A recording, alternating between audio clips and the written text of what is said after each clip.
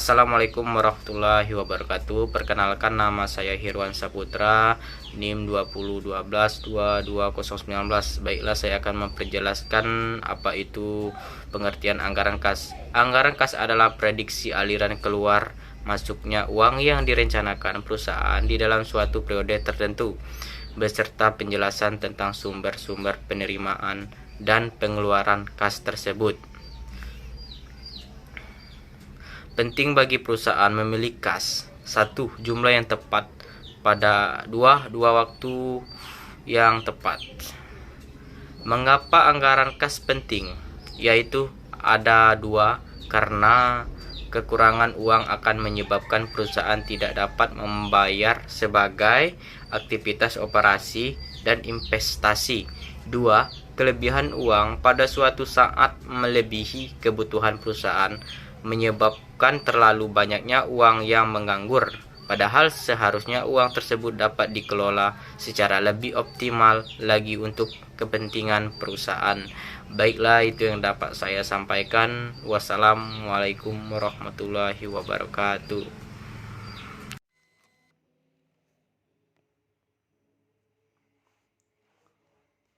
Assalamualaikum warahmatullahi wabarakatuh. Saya dari kelompok 2 yang ingin menjelaskan tujuan penyusunan anggaran kas. Jadi pada dasarnya tujuan dibuatnya anggaran kas adalah untuk memberikan informasi yang relevan tentang taksiran penerimaan dan pengeluaran kas perusahaan pada suatu periode tertentu di masa mendatang. Beberapa pertanyaan penting dalam penyusunan anggaran kas. Yang pertama, dari mana datangnya uang kas selama periode tersebut dan beberapa besarnya. Yang kedua, berapakah uang kas yang dipergunakan selama periode tersebut dan untuk apa. Yang ketiga, berapakah perubahan di dalam saldo kas selama periode tersebut. Assalamualaikum warahmatullahi wabarakatuh. Perkenalkan, nama saya Tati, NIM 2012-22-2012. Di sini saya dari kelas 5 RPA Manajemen dari kelompok 2 ingin menjelaskan tentang anggaran kas. Yang pertama yaitu tujuan penyusunan anggaran kas. Jadi pada dasarnya tujuan dibuatnya anggaran kas adalah untuk memberikan informasi yang relevan tentang taksiran penerimaan dan pengeluaran kas perusahaan pada suatu periode tertentu di masa mendatang. Yang kedua, sumber penerimaan dan pengeluaran kas. Rencana perusahaan yang berupa antisipasi tentang berbagai aktivitas yang memerlukan uang dalam jumlah dan waktu yang diperkirakan, serta antisipasi tentang berbagai penerimaan uang dalam jumlah dan waktu yang diperkirakan tersebut. Harus sekaligus menunjukkan sumber-sumber penggunaan dan sumber-sumber penerimaan kas tersebut. Setiap sumber penerimaan kas harus dapat dibuat taksirannya tentang berapa banyak uang yang akan diperoleh dari setiap sumber tersebut dan kapan uang tersebut akan diterima. Setiap sumber pengeluaran juga harus dapat dibuat taksirannya tentang berapa banyak uang yang dibutuhkan untuk aktivitas tersebut dan kapan uang tersebut dibutuhkan. Dari perbedaan jumlah dan waktu aliran dana yang diterima dan aliran dana keluar tersebut akan terlihat tingkat keseimbangan antara keduanya. Jika jumlah uang yang akan diterima lebih besar dari jumlah uang yang akan dikeluarkan, tinggal dilihat waktu dibutuhkannya uang tersebut dan waktu dikeluarkannya uang tersebut. Jika jumlah uang yang akan dikeluarkan lebih besar dari jumlah uang yang akan diterima, maka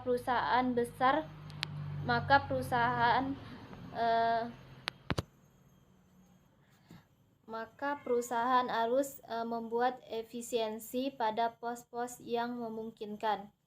Jika efisiensi telah dilakukan tetapi jumlah uang yang akan dikeluarkan tetap lebih besar dari jumlah uang yang akan diterima, maka perusahaan tinggal mengelola waktu diterima dan dikeluarkannya kas tersebut, agar pada saat dibutuhkan uang tersebut telah tersedia.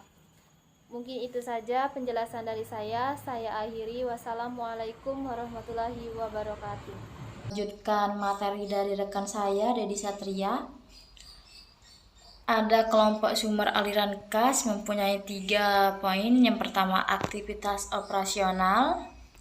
Aktivitas operasi yaitu berbagai aktivitas yang berkaitan dengan upaya perusahaan untuk menghasilkan produk perusahaan sekaligus upaya yang terkait dengan upaya penjualan produk tersebut. Lalu ada aktivitas investasi. Aktivitas investasi adalah berbagai aktivitas yang terkait dengan pembelian dan penjualan harta perusahaan yang dapat menjadi sumber pendapatan perusahaan, seperti pembelian dan penjualan gedung, tanah, mesin kendaraan, pembelian obligasi atau saham perusahaan lain, dan sebagainya. Lalu ya ada yang ketiga, aktivitas keuangan. Aktivitas keuangan adalah semua aktivitas yang berkaitan dengan upaya untuk mendukung operasi perusahaan dengan menyediakan kebutuhan dana dari berbagai sumbernya beserta konsekuensinya. Misalnya penerbitan surat hutang, penerbitan obligasi, penerbitan saham baru, pembayaran dividen, pelunasan hutang, dan sebagainya. Di sini ada unsur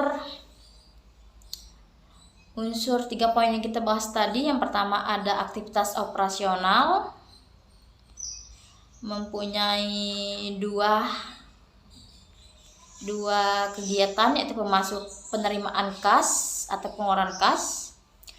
Yang pertama, penerimaan kas mempunyai 3 poin, penjualan produk, pendapatan lain-lain, dan penerimaan piutang. Sedangkan pengeluaran kas ada 6 poin. Yang pertama, pembelian bahan produk, biaya tenaga kerja, biaya overhead, biaya pemasaran, biaya administrasi, dan pembayaran lain. Lalu di sini ada aktivitas investasi yang juga sama, memiliki dua poin, penerimaan kas dan pengeluaran kas. Penerimaan kas ini mempunyai 4 poin. Yang pertama, penjualan kendaraan, kedua penjualan gedung, ketiga penjualan tanah, keempat penjualan aktivitas lain. Sedangkan pengeluaran kas mempunyai 6 poin. Yang pertama, pembelian kendaraan, kedua pembelian gedung, ketiga pembelian tanah, keempat pembelian peralatan, kelima pembelian mesin, keenam pembelian surat berharga. Lalu ada yang terakhir, aktivitas keuangan juga sama, mempunyai 2 aliran, penerimaan kas dan pengeluaran kas.